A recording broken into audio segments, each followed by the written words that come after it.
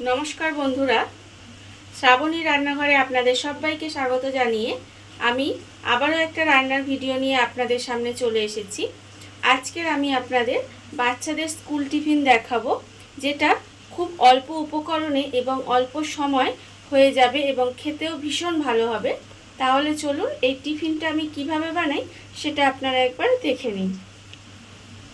টিফিনটা বানানোর জন্য প্রথমে আমি এখানে একটা বাটি নিয়ে নিয়েছি, বড় বাটি নিয়ে নিয়েছি। আর আমি এর মধ্যে প্রথমে দিয়ে দেব আলু। আলুগুলো দেখুন আমি কিন্তু একেবারে সরু সরু করে কেটে রেখেছি। যতটা সরু পারবেন ততটা কিন্তু আলুগুলো এইভাবে সরু সরু করে একটু কেটে নিতে হবে। প্রথমে আমি বাটির মধ্যে আলুগুলো দিয়ে দেব। এইবার আমি এর মধ্যে দেব একটা ডিম। এখানে আমি একটা ডিম নিয়েছি।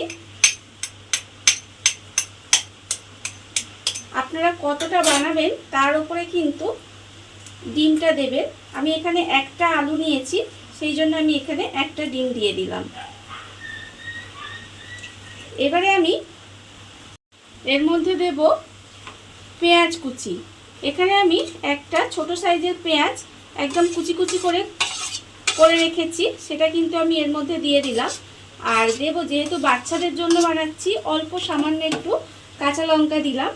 এইবারে আমি এর মধ্যে দিয়ে দেব নুন। এখানে আমি আন্দাজ মতো নুন দিলাম। আর দেব আমি এর মধ্যে গোলমরিচ গুঁড়ো। সেটাও কিন্তু আপনারা স্বাদ অনুযায়ী গোলমরিচ গুঁড়োটা দেবেন। এবার আমি এর মধ্যে দেব ময়দা। ময়দা আমি এখানে বড় চামচের 1 চামচ দেব। আর দেব আমি এখানে কর্নফ্লাওয়ার। কর্নফ্লাওয়ারও কিন্তু 1 চামচ পরিমাণে দিলাম। আর আমি দেব এখানে চালের গুঁড়ো। চালের গুঁড়ো আমি 2 চামচ পরিমাণে দিলাম। চালের গুঁড়োটা এই জন্যই দিলাম, চালের গুঁড়োটা দিলে একটু মচমচে হবে। আর ময়দা আর কর্নফ্লাওয়ারের মধ্যে আপনারা যে কোনো একটাও দিতে পারেন, আবার ময়দা কর্নফ্লাওয়ার দুটো মিশিয়েও কিন্তু দিতে পারেন। এইবারে আমি সমস্ত কিছু খুব ভালোভাবে মিশিয়ে নেব। সমস্ত কিছু আমি এখানে ভালোভাবে মাখিয়ে রেখেছি দেখুন। আর অন্যদিকে কিন্তু গ্যাসটা অন করে একটা চাটু বসিয়ে নিয়েছি। এবারে আমি চাটুর মধ্যে দিয়ে দেব অল্প সর্ষের তেল। এখানে আমি সর্ষের তেল ব্যবহার করেছি, আপনারা চাইলে কিন্তু সর্ষের তেলের বদলে সাদা তেলও ব্যবহার করতে পারেন। এইবারে তেলটা একটু গরম হতে দেব।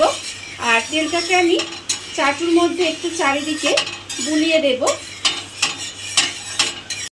তেলটা আমার এখানে গরম হয়ে গেছে। এইবারে আমি এর মধ্যে এই যে আলুটা মিশ্রণ করে রেখেছি তার থেকে কিন্তু এইরকমভাবে অল্প অল্প দেব।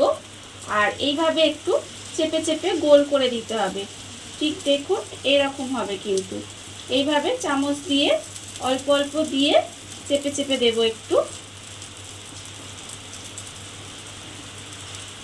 চেপে চেপে দিয়ে, আর এই সময় কিন্তু গ্যাসটা লোতে রাখতে হবে, না হলে কিন্তু সব কাঁচা থেকে যাবে, ভেতরটা কাঁচা থেকে গেলে হবে না। সেই জন্য একটু গ্যাসটা লোতে দেব, দিয়ে এইভাবে একটু ঢাকা দিয়ে দেব। ঢাকা দিয়ে আমি কিছুক্ষণ একটু রান্না হতে দেব। আমি এটা 1.5 থেকে 2 মিনিট মতো ঢাকা দিয়ে রেখে দিয়েছিলাম। এইবারে আমি আপনাদের খুলে দেখাবো। দেখুন এটাকে আমি উল্টে দেব। এইভাবে এক পিঠ কিন্তু আমার হয়ে গেছে। এবারে আমি এটাকে আবারও উল্টে দিলাম, দিয়ে আবারও কিন্তু গ্যাসটা আমার লোতেই থাকবে।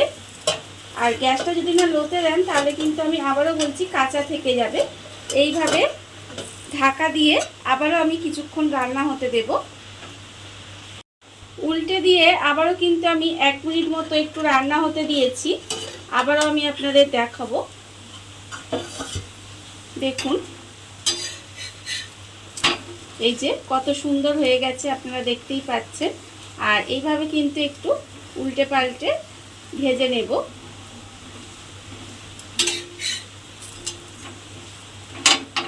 আমার কিন্তু ভাজা হয়ে গেছে। এবারে আমি এটাকে তুলে রেখে দেব এইভাবে। আর আবারও কিন্তু আমি এর মধ্যে অল্প সামান্য একটু তেল দিয়ে দেব।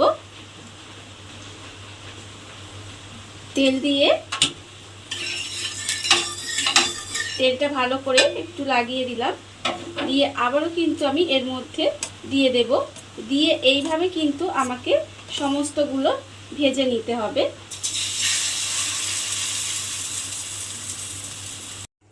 দেখুন আপনারা বাড়িতে থাকা কত অল্প উপকরণ দিয়ে কত অল্প সময় কত সুন্দর একটা বাচ্চাদের টিফিন তৈরি হয়ে গেছে। আপনারা দেখতেই পেলেন। এটা কিন্তু আপনারা বাচ্চাদের বানিয়ে দিতে পারেন, খেতে কিন্তু ভীষণ ভালো হয়। আর এই রেসিপিটা যদি আপনাদের ভালো লেগে থাকে, আপনারা যদি ফেসবুক থেকে দেখে থাকেন তাহলে পেজটি ফলো করে দেওয়ার অনুরোধ রইল, আর যদি ইউটিউব থেকে দেখে থাকেন তাহলে চ্যানেলটি সাবস্ক্রাইব করে নেওয়ার অনুরোধ রইল। তাহলে চলুন ভিডিওটা আমি এখানেই শেষ করছি। আপনারা সবাই ভালো থাকবেন, সুস্থ থাকবেন। আবারও হাজির হব নতুন কোনো রান্না নিয়ে।